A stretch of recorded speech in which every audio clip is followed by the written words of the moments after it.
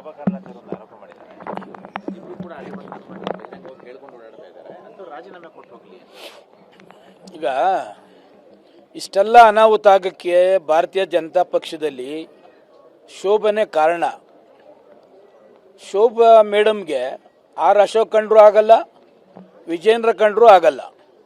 ಇವರಿಬ್ಬರನ್ನು target ಮಾಡಿ ಈ B J P ಪಕ್ಷದಲ್ಲಿ ಅಲ್ಲೋಲ ಕಲ್ಲೋಲ ಮಾಡಬೇಕಾದ್ರೆ ಈ ಅಮ್ಮನೇ ಕಾರಣ.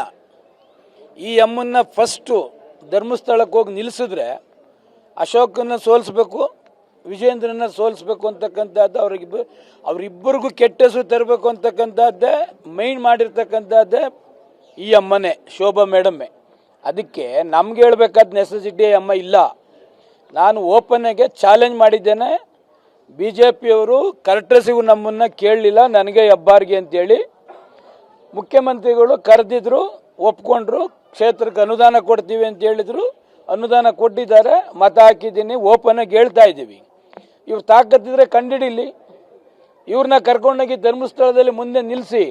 ಇವರು ಯಾರ್ಯಾರಿಗೂ ಅಶೋಕ್ ವಿರುದ್ಧ ಹೇಳಿದ್ದಾರೆ, ವಿಜೇಂದ್ರನ ವಿರುದ್ಧ ಮಾಡಿದ್ದಾರೆ ಅಂತೇಳಿ ಅವಾಗ ಗೊತ್ತಾಗ್ತದೆ.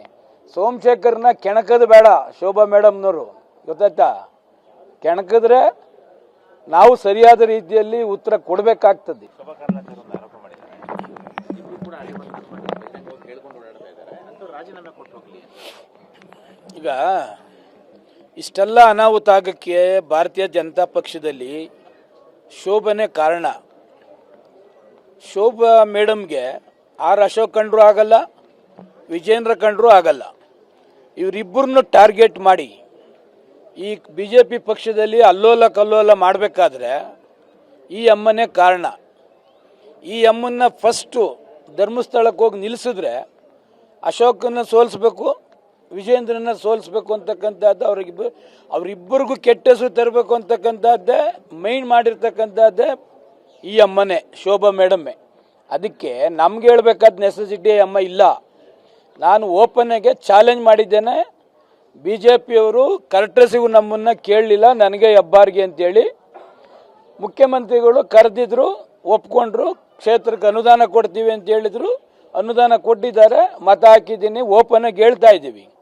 ಇವ್ರು ತಾಕತ್ತಿದ್ರೆ ಕಂಡಿಡಿಲಿ, ಇವ್ರನ್ನ ಕರ್ಕೊಂಡೋಗಿ ಧರ್ಮಸ್ಥಳದಲ್ಲಿ ಮುಂದೆ ನಿಲ್ಲಿಸಿ.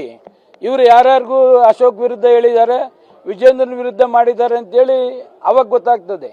ಸೋಮಶೇಖರ್ನ ಕೆಣಕದು ಬೇಡ ಶೋಭಾ ಮೇಡಮ್ನವರು, ಗೊತ್ತಾಯ್ತಾ?